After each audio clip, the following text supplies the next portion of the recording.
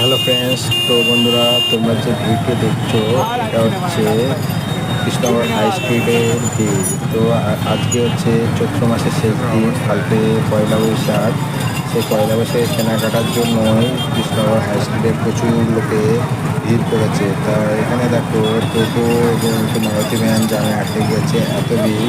কেউ সাইডে কে কোথা দিয়ে যাবে বুঝতে পারছে না। এদিকে মোটরসাইকেলের যেমন প্রচুর এবং টোটো হয়ে গেছে প্রচুর কৃষ্ণনগরে, তাই এত ভিড় যে কেনাকাটায়। তো লোকও অনেক বেরিয়েছে কেনাকাটা করতে, কাল পয়লা বৈশাখ সেই উপলক্ষে সবাই নতুন জামা কাপড় কিনতে বেরিয়েছে।